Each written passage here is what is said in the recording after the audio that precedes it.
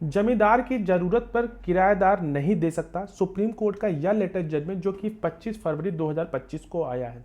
नमस्ते दोस्तों, आज हम लोग बात करने वाले हैं सुप्रीम कोर्ट के एक बड़े फैसले के बारे में, जिसमें कोर्ट ने साफ कहा कि अगर जमींदार को अपनी संपत्ति खाली कराने की जरूरत है तो किराएदार यह तय नहीं कर सकता कि जमींदार कौन सी संपत्ति खाली करनी चाहिए।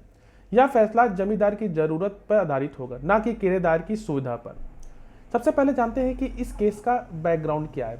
इस केस में जमींदार ने अपने 2 बेरोजगार बेटों के लिए एक अल्ट्रासाउंड मशीन लगाने के लिए अपनी संपत्ति खाली कराने की मांग की थी, लेकिन किराएदार ने यह तर्क दिया कि जमींदार के पास और भी संपत्ति हैं जिन्हें वो खाली कर सकते हैं।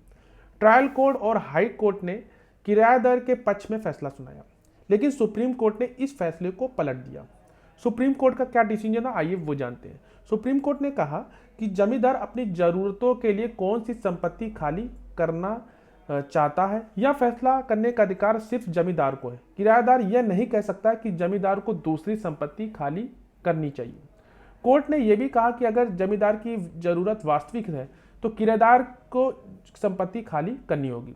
तो सबसे ज्यादा इंपॉर्टेंट जो की पॉइंट था, महत्वपूर्ण पॉइंट यह था कि जमींदार की जरूरत वास्तविक होनी चाहिए, ना कि सिर्फ इच्छा। दूसरा जो पॉइंट आया वो ये था कि जमींदार यह तय करेगा कौन सी संपत्ति खाली की जाए।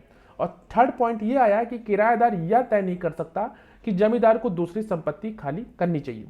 और लास्ट पॉइंट यह था कि इस केस में कि जमींदार ने साबित कर दिया कि उनकी संपत्ति मेडिकल क्लिनिक के पास है, जो कि अल्ट्रासाउंड मशीन लगाने के लिए सबसे उपयुक्त है। तो इस जजमेंट का ये इंपॉर्टेंट पॉइंट थे। दोस्तों, यह फैसला साफ करता है कि जमींदार की जरूरतों को प्राथमिकता दी जाएगी और किराएदार को यह फैसला करने का अधिकार नहीं है कि जमींदार कौन सी संपत्ति खाली करनी चाहिए। अगर आपको यह जानकारी उपयोग में अच्छी लगी हो तो इस वीडियो को लाइक करें, शेयर करें और चैनल को सब्सक्राइब करना ना भूलें। अगर आपको किसी केस से कोई भी क्वेरी हो तो डायरेक्ट कॉल पे भी अपना अपॉइंटमेंट बुक करा सकते हैं। उसका नंबर स्क्रीन और डिस्क्रिप्शन बॉक्स में दिया है।